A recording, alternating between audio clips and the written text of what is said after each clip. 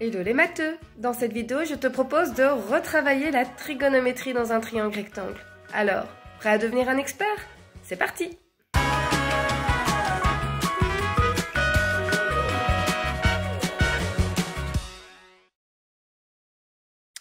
Et c'est parti pour la trigonométrie dans un triangle rectangle. Alors, dans quel contexte pouvons-nous utiliser les formules de trigonométrie que nous allons aborder dans cette vidéo? Nous devons travailler dans un triangle rectangle. Commençons par le vocabulaire à maîtriser. Partons d'un triangle rectangle. Alors, nous ne travaillerons jamais avec l'angle droit. Par contre, il est notre feu vert pour appliquer les formules de trigonométrie. Nous pouvons donc travailler avec l'un des deux autres angles aigus. Notons que par convention, les amplitudes se notent à l'aide de lettres grecques. Je choisis de travailler avec l'angle d'amplitude alpha. Deux côtés de ce triangle forment l'angle d'amplitude alpha. Ce sont les côtés adjacents. Mais l'un des deux est également l'hypoténuse. Donc en rouge, c'est ce que nous appellerions l'hypoténuse, en vert, le côté adjacent. Celui qui reste et qui se situe en face de l'angle s'appelle le côté opposé. Si je reprends ce triangle et que je décide de travailler avec l'autre angle aigu, que je vais appeler ici bêta, son amplitude ici c'est bêta. Qu'est-ce qui va se passer?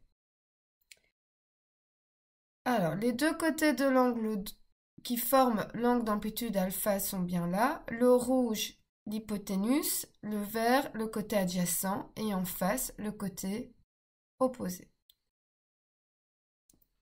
Donc, attention, l'angle avec lequel nous décidons de travailler détermine le côté opposé et le côté adjacent. Par contre, l'hypoténuse, lui, reste fixe puisque c'est toujours le côté qui se situe à l'opposé de l'angle droit.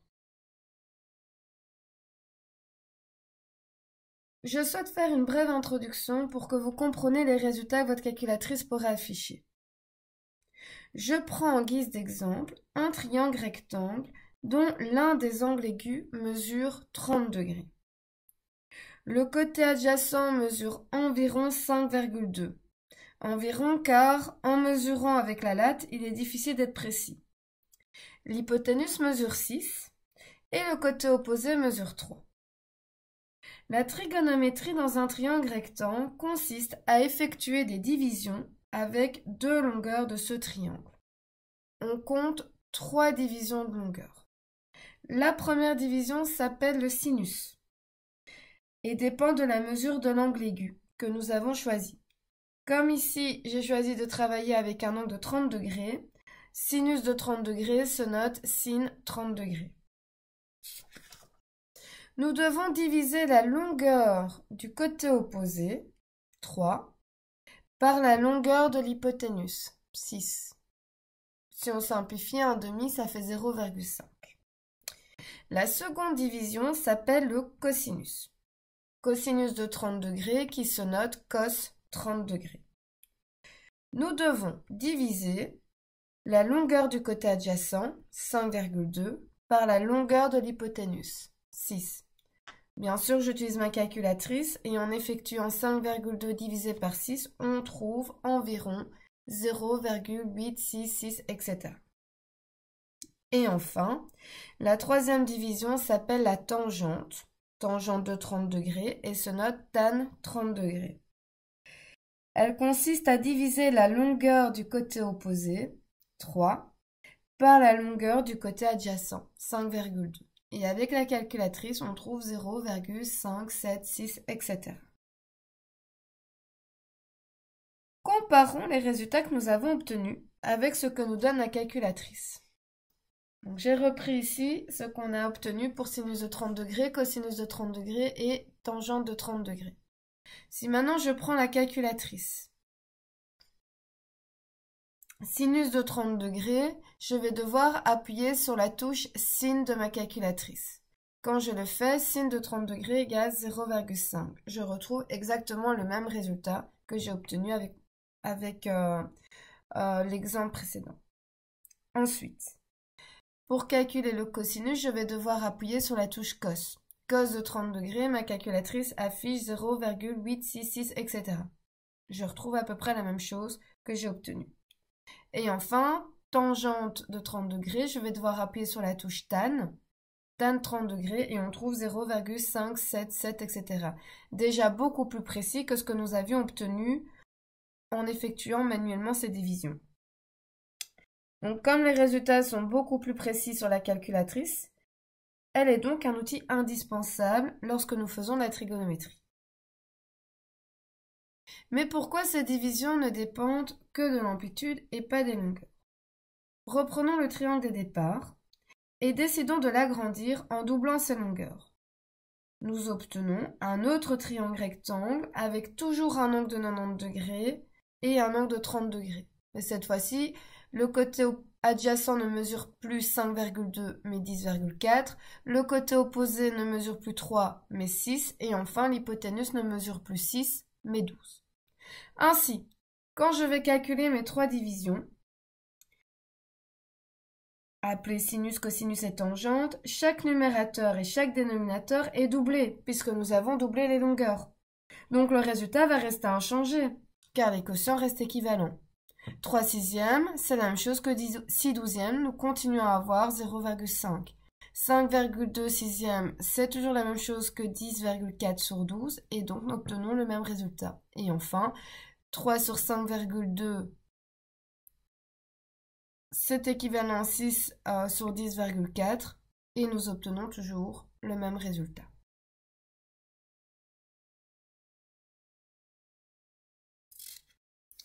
Donc, 3 formules à mémoriser en trigonométrie.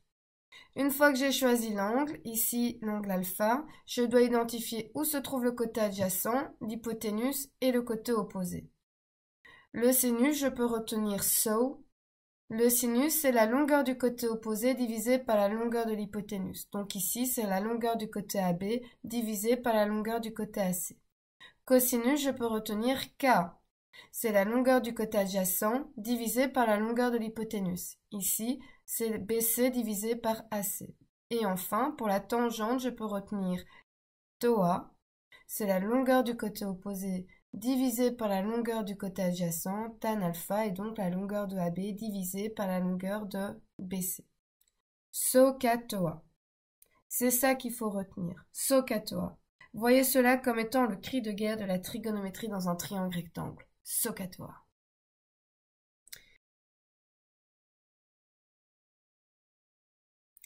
Quelle est l'utilité de la trigonométrie? Pour commencer, une première utilité, c'est qu'elle permet de trouver une longueur inconnue grâce à une amplitude et une autre longueur. Prenons un exemple. J'ai un triangle rectangle dont un des angles mesure 30 degrés. Je connais la longueur de AC, la longueur de l'hypoténuse, qui vaut 7. Et je recherche la longueur de BC, la longueur du côté opposé. Je suis donc dans le SO. Je vais utiliser le sinus de 30 degrés, qui est donc la longueur de BC divisée par 7. Ma longueur inconnue BC se trouve au-dessus. Donc ici, l'inconnu est au numérateur. Le principe, comme les équations, c'est vraiment ici la même chose. Lorsque nous souhaitons résoudre une équation, nous souhaitons isoler l'inconnu. Donc ici, nous souhaitons isoler la longueur BC. Je ne veux pas connaître BC divisé par 7, je veux connaître BC tout court. Je vais donc devoir annuler ce divisé par 7. Et pour annuler ce divisé par 7, je vais donc faire x 7. Mais si je fais x 7 d'un côté, je dois faire x 7 de l'autre. Et donc, pour connaître la longueur de BC, il suffit de faire 7 fois sinus de 30 degrés. Et ça, je peux l'effectuer sur ma calculatrice, parce que ma calculatrice sait ce que ça fait sinus de 30 degrés. Et je trouve précisément 3,5. Donc ici, dans ce triangle rectangle, la longueur de BC vaut 3,5. Donc quand l'inconnu est au numérateur, je dois penser à multiplier. Exemple numéro 2. J'ai un triangle rectangle dans lequel je connais la longueur de AB et je cherche la longueur de AC qui est l'hypoténuse. AB qui mesure 4 est le côté adjacent. Je suis donc dans le K. Côté adjacent à l'angle de 20 degrés. K, donc cosinus. Cosinus de 20 degrés, qui est donc la longueur du côté adjacent divisée par la longueur de l'hypoténuse, donc 4 sur AC. Cette fois-ci, mon inconnue se trouve au dénominateur. Et ça, c'est embêtant, parce que l'inconnue, ça veut dire qu'elle est en bas, mais moi, je veux pas qu'elle soit en bas, je veux qu'elle soit en haut. Et qu'est-ce qu'on va pouvoir utiliser? On va pouvoir utiliser comme astuce le fait que dans une proportion, nous pouvons permuter les extrêmes sans que cela change quoi que ce soit. Prenons un exemple. 2 tiers égale 6 neuvièmes. C'est une proportion puisque j'ai un rapport égal à un autre rapport. 2 tiers est effectivement égal à 6 neuvièmes. Si je multiplie ce qu'on appelle les extrêmes, 2 et 9, 2 fois 9, 18. Et si je multiplie ce qu'on appelle les moyens, 3 et 6, 3 fois 6, je retrouve exactement 18. 2 fois 9, 9 fois 2. Dans les deux cas, ça fait 18 puisque la multiplication est commutative. Donc, qu'est-ce qui se passe si je décide de permuter le 2 avec le 9? J'obtiens alors comme proportion 9 tiers égale 6 demi. J'ai toujours 18 est égal à 18. Mais est-ce que les deux quotients sont égaux? 9 divisé par 3, ça fait 3. 6 divisé par 2, ça fait 3. Donc l'égalité est toujours respectée. Je peux donc permuter les extrêmes sans que cela change l'égalité. Et c'est ceci que nous allons utiliser comme astuce. Cos de 20 degrés, c'est sous-entendu sur 1. Et donc je vais permuter cos de 20 degrés avec AC. Et je retrouve comme calcul AC égale 4 divisé par cosinus de 20 degrés. J'effectue le calcul avec la calculatrice et je trouve pour AC qui mesure à peu près 4,26. La trigonométrie nous permet également de trouver une amplitude inconnue grâce à une longueur et une autre longueur. Prenons un exemple. J'ai ici un triangle dont je ne connais pas l'amplitude de l'angle P. Par contre, je connais la longueur du côté opposé à P, 4,8 cm, et je connais également la longueur du côté adjacent à P, 12,9 cm. Par convention, et pour que les calculs puissent être écrits correctement, nous allons utiliser la lettre grecque, enfin une lettre grecque, pour noter l'amplitude de l'angle P. Donc ici, l'amplitude de l'angle P sera notée alpha. Côté opposé et côté adjacent, je suis donc dans le TOA. Je dois chercher une tangente. La tangente de alpha, c'est 4,8 divisé par 12,9. Au niveau de la calculatrice, cela va demander une manipulation supplémentaire. Cette fois-ci, je ne connais pas l'amplitude, donc je vais devoir appuyer sur une touche en plus. Cette touche se trouve en haut à gauche. Elle s'appelle soit seconde, soit shift, soit 2ND. Et comme il s'agit de la tangente, je vais donc, une fois que j'ai appuyé sur cette touche en haut à gauche, appuyer sur la touche tan. À l'écran va s'afficher soit tan moins 1, soit arctan.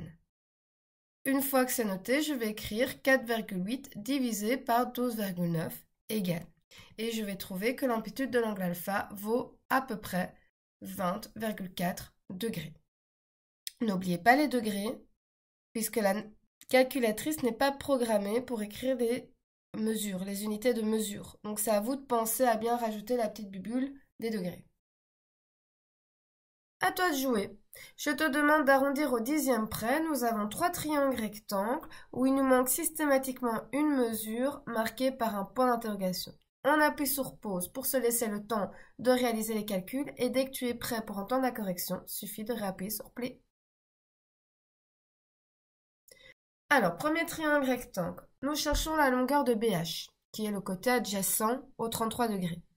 Et nous connaissons la longueur HM, qui est le côté opposé. Côté adjacent, côté opposé, je suis donc dans une tangente. La tangente de 33 degrés, qui est 2,9 divisé par HB. Comme mon inconnu est au dénominateur, changement de place avec tan de 33 degrés. Ainsi, HB, sa longueur, se calcule en faisant 2,9 divisé par tan de 33 degrés et on trouve environ 4,5 cm. Second triangle, je connais TI qui est l'hypoténuse et je recherche TC qui est le côté adjacent à l'angle de 22 degrés. Je suis donc dans un cosinus. Cosinus de 22 degrés qui est TC divisé par 13,7. Mon inconnu est au numérateur. Je vais donc devoir annuler le divisé par 13,7 en multipliant par 13,7 pour avoir TC tout court. Par conséquent, de l'autre côté, je dois faire exactement la même chose. 13 fois 13,7 pardon, fois cosinus de 22 degrés. Et avec ma calculatrice, ça fait à peu près 12,7 cm. Et enfin, le troisième triangle, nous ne connaissons pas l'amplitude de l'angle T, nous la recherchons, mais nous connaissons la longueur du côté opposé, OP, 28 cm, et nous connaissons également la longueur de TP, l'hypoténuse qui mesure 39 cm. Opposé hypoténuse, je suis donc dans un sinus. Sinus de alpha puisque c'est une amplitude que je recherche, qui est 28 divisé par 39. Je pense à bien appuyer sur la touche en haut à gauche de ma calculatrice puisque c'est une amplitude que je recherche et j'obtiens un angle d'amplitude à peu près de 45,9 degrés. Cela signifie que l'angle T mesure à peu près 45,9 degrés. Et voilà, j'espère que cette vidéo t'aura aidé. N'hésite pas à le dire en commentaire. Quoi qu'il en soit, la règle d'or pour réussir en mathématiques reste toujours la même, faire régulièrement des exercices à la maison.